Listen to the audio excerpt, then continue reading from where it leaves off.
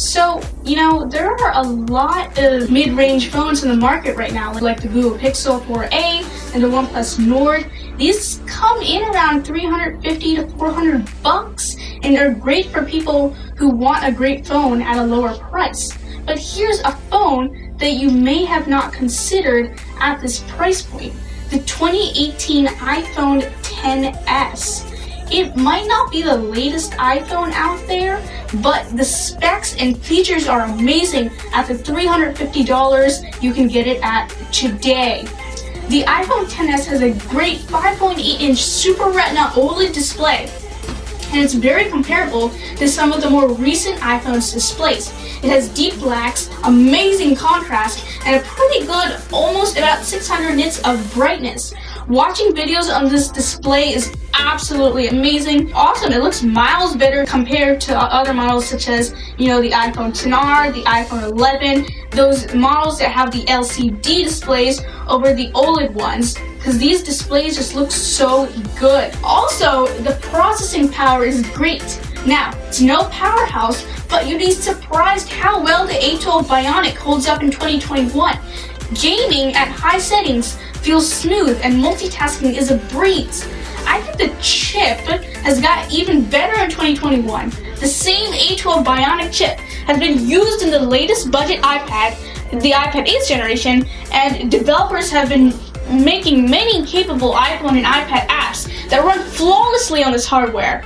Now, when you look at recent mid-range phones, you realize they are built with a low price point in mind. So the companies have to make some cuts here and there and compromises to get that lower price. Whether it be the materials in the back of the silicone powering the system, companies have to cut costs somewhere. But this is different, because this launched as a flagship phone at a $1,000 price. Apple didn't have to cut any corners anywhere because they released this as a flagship phone. This is why they paid attention to little details like great quality haptics, dual stereo speakers, glass on the back, and adding a 2x telephoto camera. These are little fun additions that make the phone feel more premium and complete. Now, this is why the phone has a flagship chip and blows away Android competition at its price, and why features like NFC and wireless charging are included.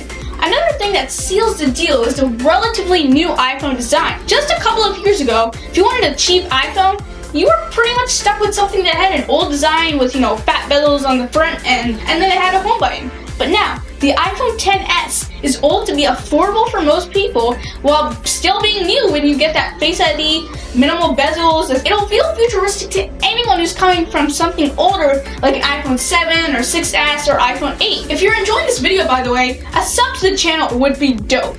Another thing I was blown away by is the camera. Usually on cheaper phones, they try to brag about quad camera setups, when in reality, only one or maybe two of those cameras are any good. And the rest, well, they might as well not be there. But once again, because the XS is a flagship first, mid-range second, the two cameras are awesome. You get a 12 megapixel main camera and a 12 megapixel telephoto camera and a 2x optical zoom. And those cameras, while being less in quantity, are everything in quality. Photos look stunning with high dynamic range and lower grains in darker shots.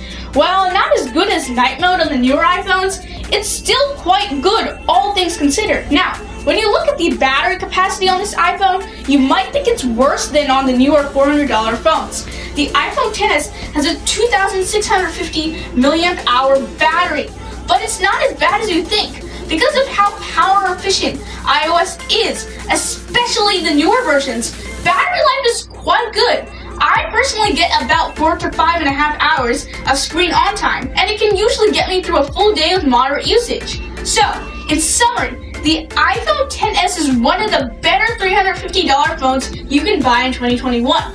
You're getting a stunning display, good battery life, great processing power, and an astonishing price to value ratio. If you're interested in picking up an iPhone XS for yourself, I recommend you use Swappa. Swappa is where I purchased my iPhone XS and where you can get it for the price mentioned earlier. If you enjoyed this video, consider subscribing and ringing the notification bell for more videos like this. And also, consider supporting my channel on Patreon for awesome perks and a way to help me continue making making these awesome videos.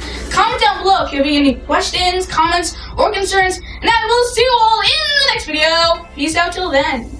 Peace.